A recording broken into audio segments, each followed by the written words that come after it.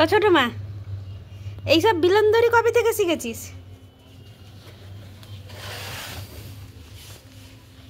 বল, তুই এত বিলন্দরি হয়েছিস কেন? আর তুই তো এখানে এখন থাকিস না, তুই তো মায়ের কাছে থাকিস। হ্যাঁ ছোট মা, তুমি এখানে বসে থাকার কারণ কি? এই কম্বলটা তুই একবারও গায়ে দিস নি এবারে। এখানে বসে থাকার কারণটা আমি কি জানাতে পারি সবাইকে? তো চলে আসুন, আপনাদের দেখাচ্ছি আমি টুনি মাম্মুর কাণ্ড কারখানা। গত দুদিন ধরে আমার নাকে নাস্তানাবুদ, আমাদেরকে সবাইকে নাস্তানাবুদ করে রেখেছে। এই যে গড়সে দেখিয়ে যেই মেয়েটা ছোট ছোট চোখ করে ঘুমোনোর ভান করছে, আপনাদের কাছে যদি মনে হতে পারে ও ঘুমোচ্ছে, ভুল ধারণা। ও আমাকে নাটক দেখাচ্ছে যে আমি ঘুমোচ্ছি, তুমি চলে যাও তোমার কাজে। আমি এক্ষুনি ফিরে ফ্রেশ হয়েছি আর শুধু জল খেয়েছি, এখনও চা ঢোকেনি পেটে, বুঝেছিস? আর তোমার নাটক শুরু। এই নাটক না তুমি অন্য কারোর কাছে দেখাবে, যাও, আমার কাছে না। 3-3 বছর ধরে তোরা দেখতেছি, 3.5 বছর ধরে তোমার রক্তে শিরায় শিরায় আমি বুঝে গেছি তোমার মাথায় কি বুদ্ধি চলে।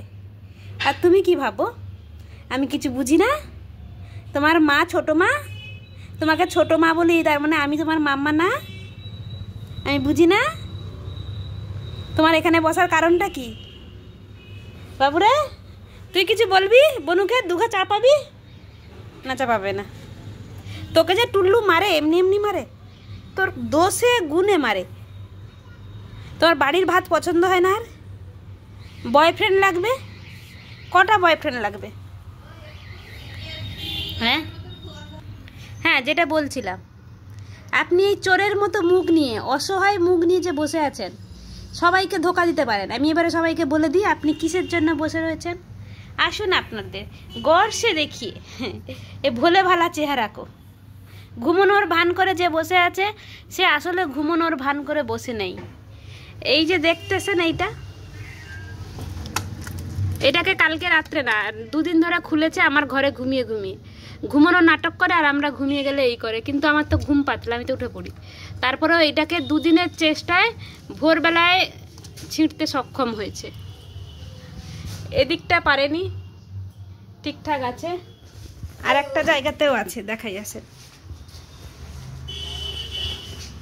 এটাও চেষ্টা করেছে, একটুখানি করতে পেরেছে, আর করতে পারেনি।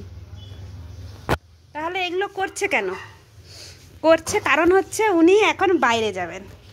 এইটাকে খুলেছে, এইখানে নখটা দিয়ে দেবে, টুক করে এই দিক দিয়ে যাবে। দেখেন, বিশ্বাস না হয় পায়ের ছাপ দেখে নেন, ছোট ছোট পায়ের ছাপ দেখছেন আপনারা কেউ?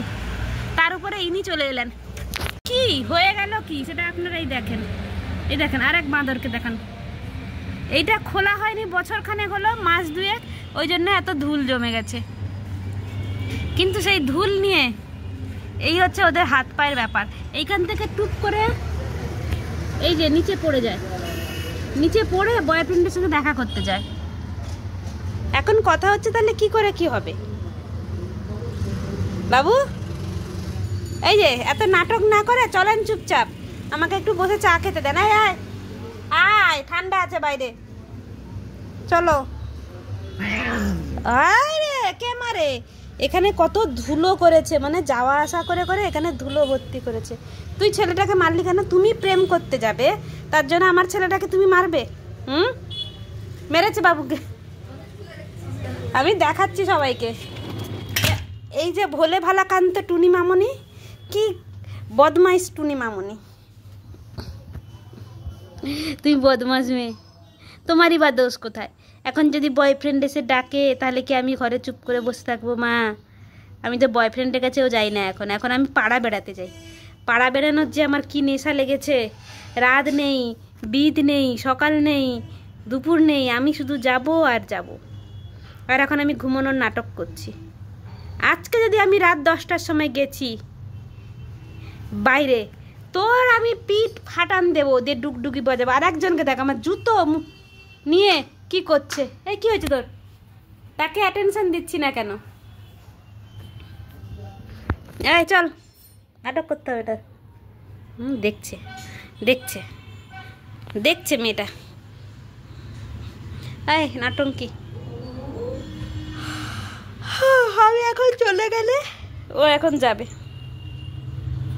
এগুলো হচ্ছে নাটক, এগুলো হচ্ছে নাটক। টুনটুনির এই নাটক চলতেই থাকবে, আর আমি রাত্রে বসে ওকে পাহারা দেব যাতে বেরিয়ে না যায়। আপনাদের কেমন লাগলো টুনটুনির এই নাটক একটু বলে যাবেন। ভালো লাগলে লাইক কমেন্ট শেয়ার করে দেবেন। দেখা হচ্ছে পরের ভিডিওতে। সবাই ভালো থাকবেন, সুস্থ থাকবেন।